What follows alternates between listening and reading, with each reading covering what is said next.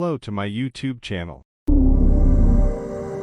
In the next clip you will find filming from various fields, images, text, voice, music. In today's clip I will show you, present, prove, and many other details, information about searing heat is back across Southeast Asia, and it's not going away anytime soon.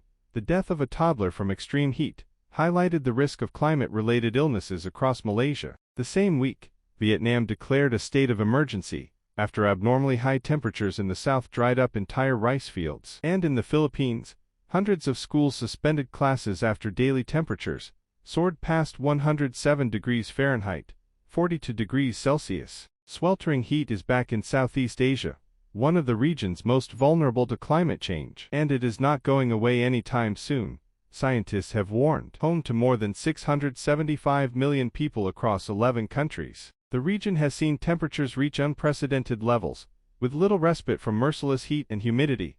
Climatologist Maximiliano Herrera told CNN. Thailand has been worst hit, Herrera said, adding that heat forecasts there have been especially dire. Temperatures across the country had been breaking non-stop records for 13 months, and heat and humidity levels were relentless, he said. We thought temperatures last year were unbearable, but what we are seeing this year has beaten that.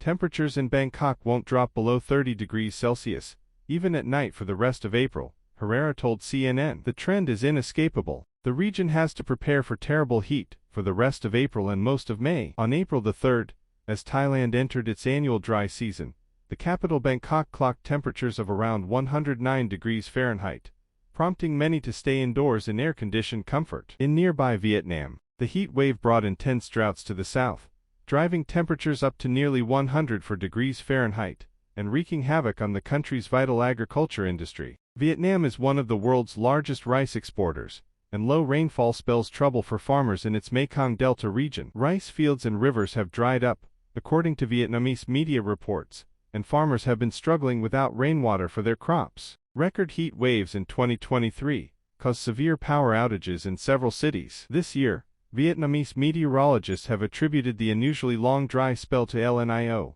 a natural climate pattern that originates in the Pacific Ocean along the equator and influences weather all over the world. But alongside these natural variations, the world continues to blast through climate records, with deadly heat waves becoming the norm. No definitive end. Though average temperatures in Southeast Asia have risen every decade since 1960, experts say one of the most worrying characteristics of the heat wave now sweeping across the region is its prolonged duration, with no end in sight. Researchers from Swiss climate research group IQ-Air attributed the current heat wave to a combination of factors, which include human-induced climate change and the El Niño event. This phenomenon has led to unprecedented high temperatures across the region, IQ-Air said in a statement on April the 5th. There is currently no definitive end date projected, as an abatement to the heat will depend on factors such as weather patterns and government mitigation efforts. One mitigation effort being considered in Malaysia is cloud seeding, injecting particles into clouds,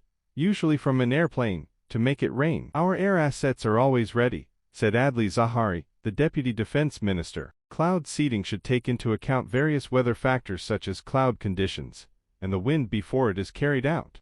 At least two heat-related fatalities have been reported in the country: a 22-year-old man from the northern state of Pang and a 3-year-old boy in neighboring Kelantan. Both died of heatstroke, according to health officials. Officials in Sabah, a state on Borneo Island, also reported close to 300 fires that started at farms, plantations and forests throughout February. Climate change has made Malaysia vulnerable to extreme heat, the country's Deputy Prime Minister Ahmad Zahid Hamidi said on the sidelines of a talk in late March following heat stroke cases. We are thankful that we have not yet reached the third level of extreme heat waves, but this could happen at any time. But there is still much to be done, say some living in the capital Kuala Lumpur. Like many Malaysians, university student Aidil Iman Aidid has been trying to adapt to the ongoing heat, especially in recent weeks when he fasted for Ramadan. This year's Ramadan has been the hottest and most challenging, he told CNN, while staying hydrated was especially tricky, given that hot days now feel much longer. We are living in extreme weather conditions,